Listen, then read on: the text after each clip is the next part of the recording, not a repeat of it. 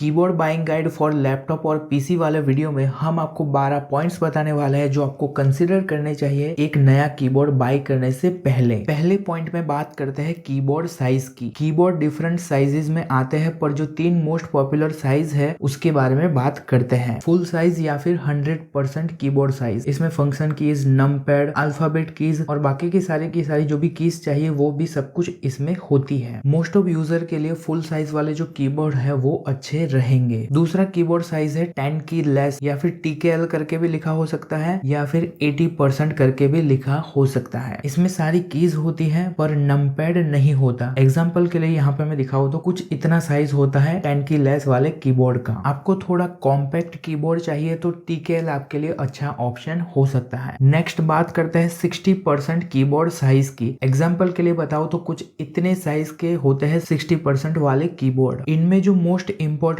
Keys चाहिए वही सिर्फ होती है और ये कीबोर्ड बहुत ज्यादा पोर्टेबल होते हैं। गेमिंग में बहुत ज्यादा माउस मूवमेंट करते हैं उनके लिए, या फिर आप बहुत ज्यादा ट्रैवल करते हैं तो आपके लिए 60% कीबोर्ड साइज अच्छा रहेगा। सेकंड पॉइंट है membrane versus mechanical keyboard. Membrane keyboard में कीज के नीचे मेम्ब्रेन की लेयर होती है, उसके नीचे पीसीबी होता है। जब की प्रेस करते हैं तो मेम्ब्रेन का कांटेक्ट पीसीबी के साथ हो जाता है और की प्रेस रजिस्टर हो जाता है। मेम्ब्रेन कीबोर्ड थोड़े लाइट वेट होते हैं, कम प्राइस में मिल जाते हैं और इनमें सॉफ्टवेयर टाइपिंग का एक्सपीरियंस मिलता है। मैकेनिकल कीबोर्ड में हर एक की के नीचे मैकेनिकल स्विच होती है। जब की प्रेस करते हैं तो स्विच है वो प्रेस हो जाती है और जो की प्रेस है वो रजिस्टर हो जाता है। मैकेनिकल कीबोर्ड्स में अलग अलग स्विचेस आती है जैसे कि red, blue, brown. Mechanical keyboard थोड़े हैवी होते हैं, ये ज्यादा एक्सपेंसिव होते हैं और इनमें टेक्टाइल और बेटर टाइपिंग का एक्सपीरियंस मिलता है। वैसे मेम्ब्रेन और मैकेनिकल कीबोर्ड के ऊपर डिटेल में कंपैरिजन वीडियो डाल के रखा है जिसको आप बाद में देख सकते हैं। और ऑप्टिकल कीबोर्ड्स भी आते हैं, उनका भी मैं आपको थोड़ा सा आइडिया दे देता हूँ। इन कीबोर्ड्स में की प्रेस को डिटेक्ट करने के लिए लाइट का यूज होता है। ऑप्टिकल कीबोर्ड्स जो होते हैं वो ज्यादा एक्सपेंसिव होते हैं और इनका जो लाइफ स्पैन है वो भी ज्यादा होता है। थर्ड पॉइंट कीबोर्ड की बिल्ड क्वालिटी के रिगार्डिंग है। इसमें मैं आपको कुछ इंपॉर्टेंट पॉइंट्स बताता हूँ। कीबोर्ड के जो की कैप्स है उनको बनाने में मोस्टली ABS या फिर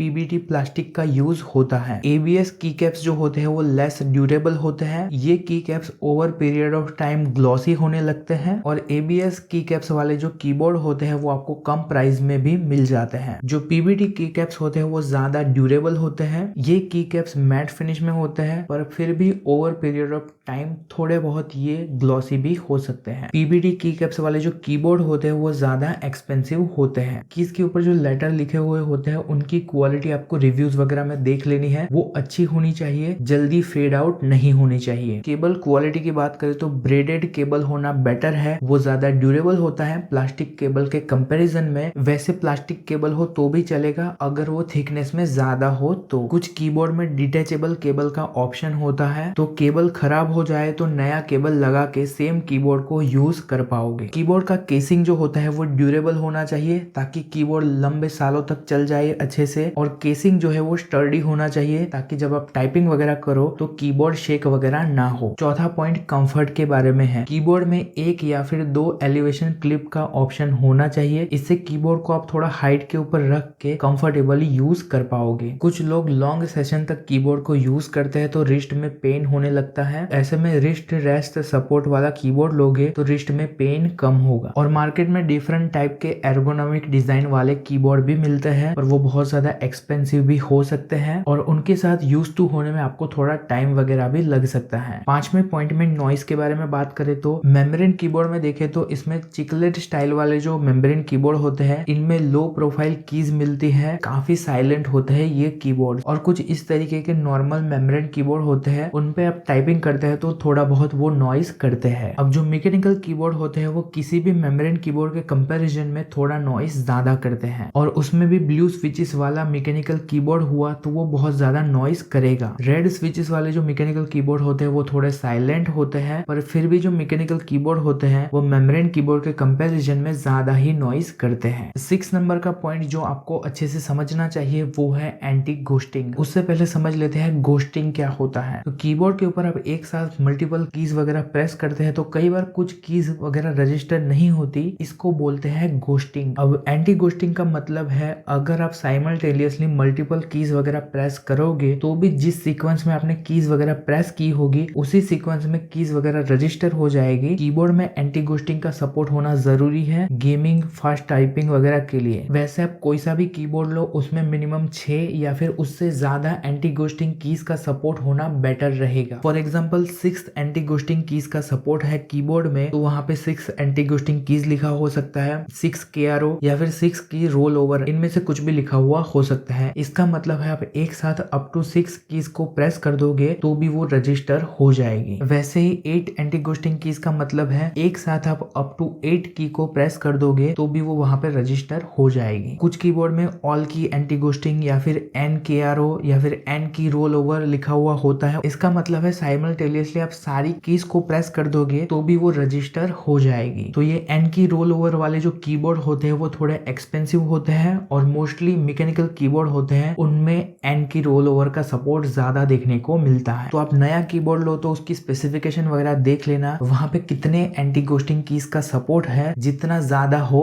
वो बेटर रहेगा। 7वां पॉइंट सॉफ्टवेयर सपोर्ट के रिगार्डिंग है। सॉफ्टवेयर सपोर्ट हो तो उसका यूज करके आप कीबोर्ड के सेटिंग्स को कस्टमाइज कर सकते हैं। कुछ ब्रांड्स काफी बेसिक सॉफ्टवेयर भी देते हैं और कुछ ब्रांड्स काफी एडवांस सॉफ्टवेयर भी देते हैं। कीबोर्ड मॉडल के ऊपर डिपेंड करेगा, कुछ में सॉफ्टवेयर सपोर्ट होगा और कुछ में नहीं। सॉफ्टवेयर का यूज करके आप RGB लाइट्स, पोलिंग रेट ये सब भी चेंज कर सकते हैं और कुछ सॉफ्टवेयर में एक मैक्रो का भी ऑप्शन हो सकता है तो उसका यूज करके आप किसी स्पेसिफिक की के ऊपर सीरीज ऑफ एक्शंस को असाइन कर सकते हैं। एग्जाम्पल के लिए जब A प्रेस करो तो ABCD टाइप हो जाए, ऐसा आप सेट कर पाओगे। मैक्रो का यूज करके आप अपना बहुत ज्यादा टाइम भी सेव कर पाओगे और कुछ कीबोर्ड में डेडिकेटेड कीज भी आती है जिनके ऊपर आप मैक्रो सेट कर सकते हैं। अब ऑनबोर्ड मेमोरी के बारे में भी समझ लो। कुछ कीबोर्ड में ऑनबोर्ड मेमोरी का सपोर्ट होता है तो आप कीबोर्ड के जो भी सेटिंग्स या फिर कस्टमाइजेशन वगैरह करोगे वो कीबोर्ड की ऑनबोर्ड मेमोरी में सेव कर पाओगे। तो ऐसा करने से जब भी आप दूसरे डिवाइस में कीबोर्ड को कनेक्ट करोगे तो आपने जो भी सारे सेटिंग्स किए होंगे वो वहां पे वैसे ही रहेंगे, आपको फिर से सेट करने की जरूरत नहीं पड़ेगी। 8वें पॉइंट में पोलिंग रेट के बारे में समझते हैं। पोलिंग रेट का मतलब होता है एक सेकंड में कितनी बार की प्रेस की इंफॉर्मेशन कनेक्टेड डिवाइस को जा सकती है, वो पोलिंग रेट रिप्रेजेंट करता है और ये हर्ट्ज में मेजर होता है। एग्जाम्पल के लिए पोलिंग रेट अगर 125 हर्ट्ज है कीबोर्ड का तो इसका मतलब है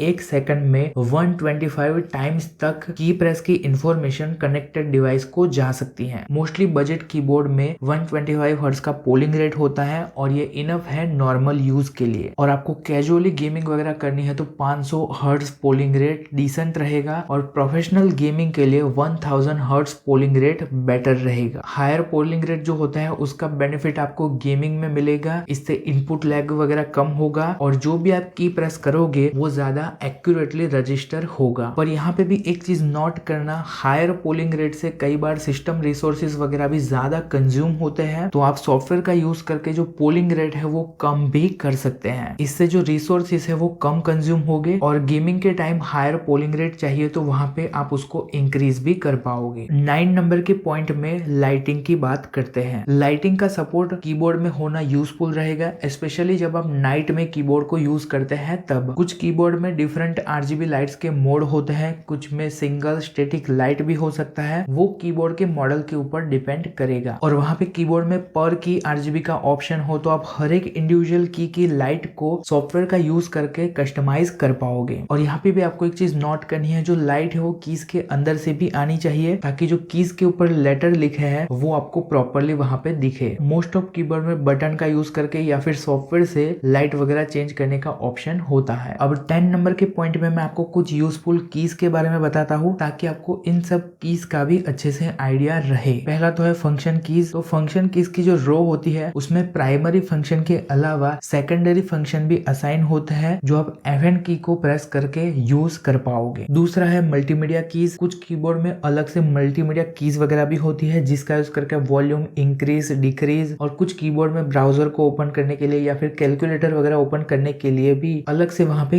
कीज दी हुई होती है। काफी सारे कीबोर्ड में वॉल्यूम कंट्रोल नॉब भी ऐसे मिलता है, इसका यूज करके इजीली वॉल्यूम को इंक्रीज करना हो, डिक्रीज करना हो, प्ले पॉज करना हो, वो सब कुछ हो जाता है। और आप गेमिंग करते हैं तो आपको विंडोज की लॉक फीचर के बारे में भी पता होना चाहिए। तो गलती से जब गेमिंग वगैरह करते हैं तो विंडोज की प्रेस हो जाती है तो गेम क्लोज हो जाती है। और विंडोज की लॉक का फीचर कीबोर्ड में होगा तो F9 और विंडोज की प्रेस करोगे तो जो विंडोज की है वो लॉक हो जाएगी। इससे गलती से गेमिंग के टाइम विंडोज की प्रेस हो जाएगी तो भी गेम क्लोज नहीं होगा। 11 नंबर का point wired versus wireless keyboard कौन सा बाय करना चाहिए उसके ऊपर है। अगर आप एक जगह के ऊपर रख के कीबोर्ड को ज्यादा यूज करने वाले हो तो वायर्ड कीबोर्ड ले लो। इससे जो कीबोर्ड की कॉस्ट है वो कम आएगी और बार बार कीबोर्ड को चार्जिंग करने की भी जरूरत नहीं पड़ेगी, क्योंकि वायर्ड कीबोर्ड को जिस डिवाइस से कनेक्ट करोगे वो वही से पावर ले लेगा। और जिन यूजर को केबल नहीं पसंद या फिर थोड़ा पोर्टेबल ऑप्शन चाहिए तो वायरलेस कीबोर्ड ले सकते हैं। यूएसबी रिसीवर या फिर ब्लूटूथ से कनेक्ट करने का ऑप्शन वायरलेस कीबोर्ड में होता है। वायरलेस कीबोर्ड में थोड़ा बहुत डिले मिलता है वायर्ड के कंपैरिजन में। और मल्टी डिवाइस कनेक्टिविटी वाले भी वायरलेस कीबोर्ड आते हैं। एक से ज्यादा डिवाइस से ऐसे कीबोर्ड को कनेक्ट करके रख सकते हैं और फिर उन कनेक्टेड डिवाइस के बीच में इजीली स्विच भी कर सकते हैं। पर ये वायरलेस कीबोर्ड वगैरह होते हैं वो थोड़े कॉस्टली होते हैं वायर्ड कीबोर्ड के कंपैरिजन में। वायरलेस कीबोर्ड है तो इनमें इनबिल्ट बैटरी या फिर रिमूवेबल बैटरी का ऑप्शन हो सकता है। अगर इनबिल्ट बैटरी होगी तो इसको आपको बार बार चार्ज करना पड़ेगा। इसका एक डिसएडवांटेज ये है कि over period of time battery degrade होने लगती है और फिर आपको वो बैकअप कम प्रोवाइड करने लगेगी। और रिमूवेबल बैटरी का ऑप्शन होगा तो सेल डाल के आप कीबोर्ड को यूज कर सकते हैं और वो पुराना सेल खत्म हो जाए तो नया सेल आप डाल पाओगे। वायरलेस कीबोर्ड एंड माउस के कॉम्बो भी आते हैं। एक ही रिसीवर से कीबोर्ड और माउस दोनों चल जाएंगे, एक पोर्ट इससे बच जाएगा, पर वो जो रिसीवर है उसको आपको थोड़ा संभाल के रखना पड़ेगा। 12 नंबर के पॉइंट में कौन से पर्पस के लिए किस तरीके का कीबोर्ड सुटेबल रहेगा उसका मैं आपको थोड़ा सा आइडिया दे देता हूँ। बाकी ये ज्यादातर आपकी पर्सनल प्रेफरेंस के ऊपर डिपेंड करेगा। अगर आप एक स्टूडेंट या फिर ऑफिस यूजर है तो चिकलेट स्टाइल वाला वायरलेस मेम्ब्रेन कीबोर्ड ले सकते हैं। और अगर आपके पास डेस्कटॉप पीसी है और आप एक नॉर्मल यूजर है तो वायर्ड मेम्ब्रेन कीबोर्ड को आप बाई कर सकते हैं। और आप